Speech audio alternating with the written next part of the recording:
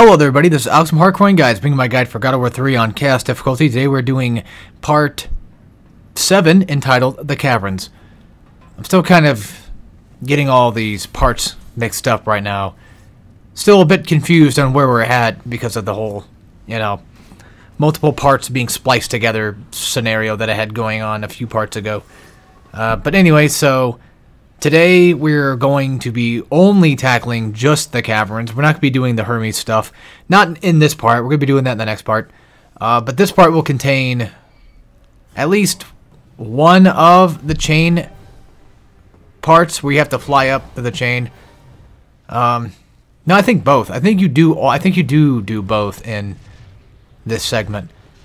Not much in terms of guide stuff I can give you here besides, well, just watch out, learn where things are going to be at. But then again, if you are playing on Chaos mode, most likely you probably know where most of the openings are and what to watch out for.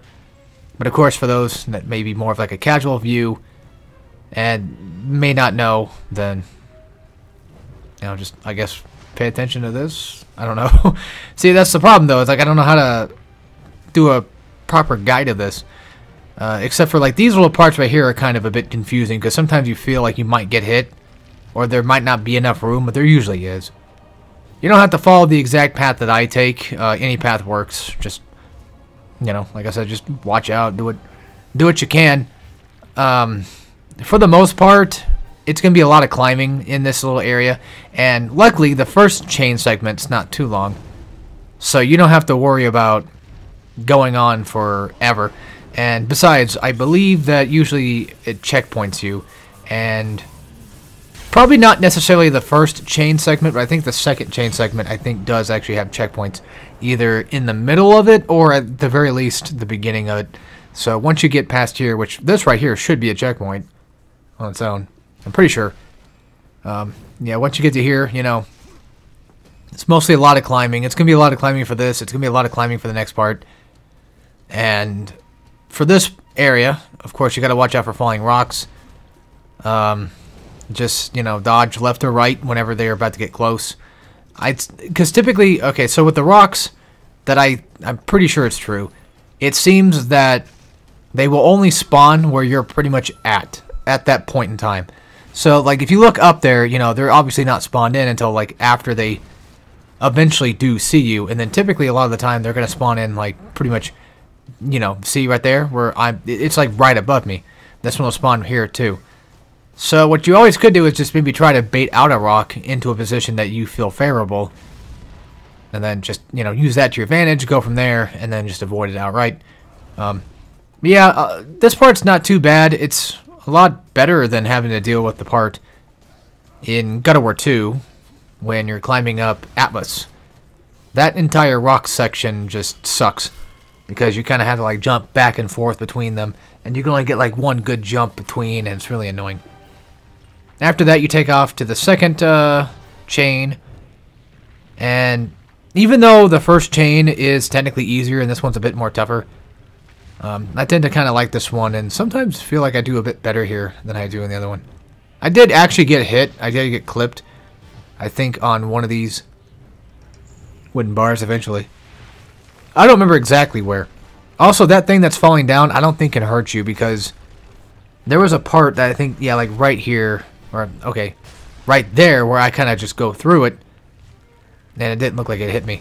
The falling rocks section, I mean, I guess my best advice is probably just stay closer to, like, either the top or the bottom, and then just from there maneuver your way left and right or up and down. But then again, that's like pretty much the entire part of that is just left, right, up, down. So that's not really helpful information, but I don't know. It's more of just like pattern recognition, just remembering where things are going to fall and then figuring it out that way. And plus, even though we're on Chaos mode, we have plenty of health to kind of get through it. So it's not like it's a big deal. Sorry, I had a big giant yawn there. Yeah, we're kind of in the parts that I'm not really too fond of. At least in terms of, I guess, watching. But now things should be finally picking up because we're going to have to be fighting Minotaurs. So that's going to be fun. Now, because we're on this big giant cube thing in the labyrinth area, you're going to have a ton of space to where you can knock enemies off of and just completely throw them off and then not have to deal with them too much. And that piece of advice goes hand in hand with something like the Minotaurs, for example. So just remember that this area is pretty good for getting those nice, clean knockoff on the enemies. I also, at this point in time, should have level 3 blades, so I'm pretty sure I have the triple triangle combo, and I can do triangle, triangle, square as a really good finisher to kind of knock them away. I don't remember if I use it too often, though, but it is there. So, yeah, do keep that in mind that that is a thing that is very helpful, is the square finisher. Very good for, you know, knocking, especially the Minotaurs, knocking the Minotaurs off the platform.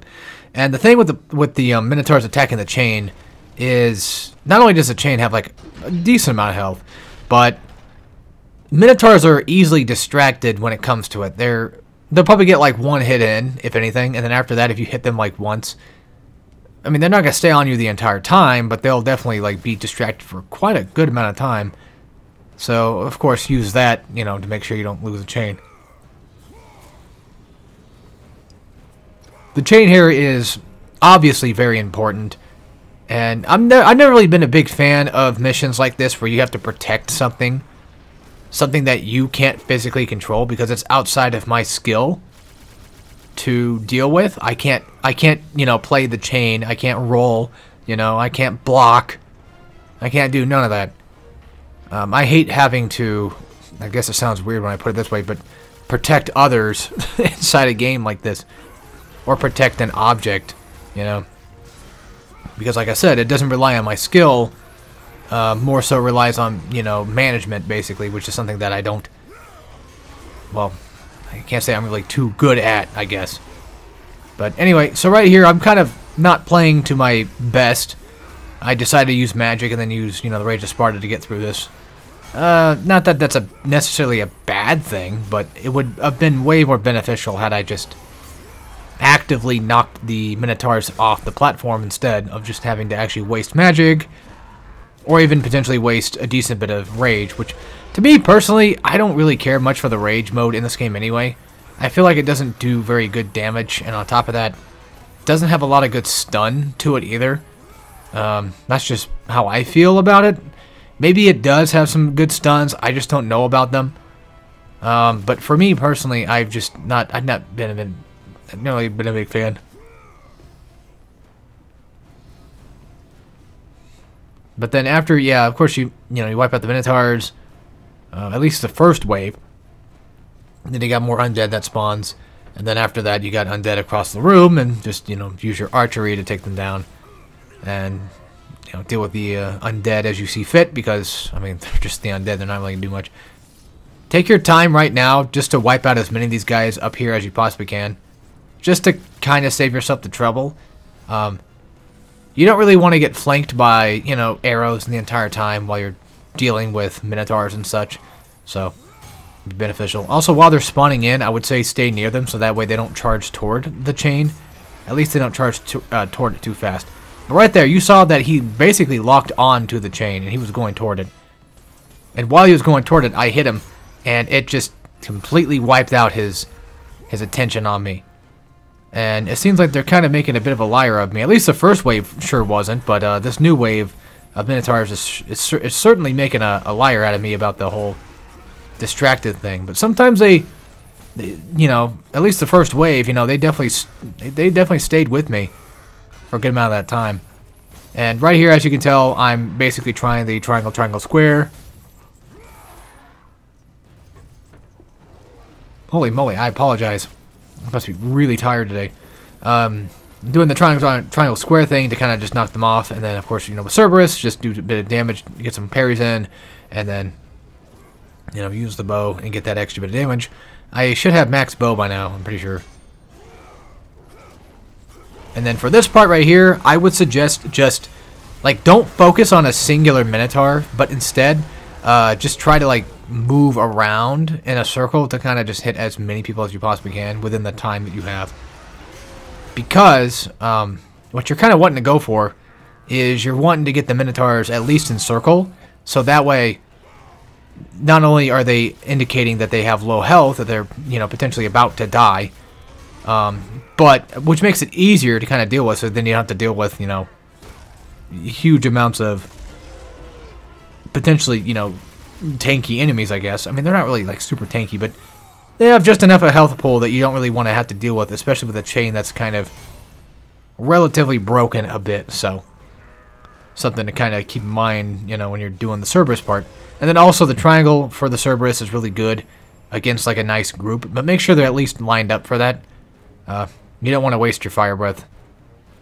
And you don't want to waste any of your fire, really. Just do what you can. If worse comes to worse and, you know, you can't kill everybody, then I'd say go use like magic and then just try to... If you got level 2 magic like I do, you could use that to your advantage to have them in the air, and then... which also pushes them back too, which is very helpful. But you could use that and knock them from the air off the platform, and there you go.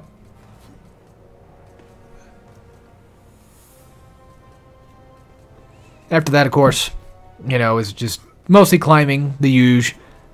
Nothing too special, nothing too crazy. And that would pretty much, I think, be the end of this part. Next up is going to be the Hermes fight, so I will see you guys then in the next part. And as always, take care, everybody.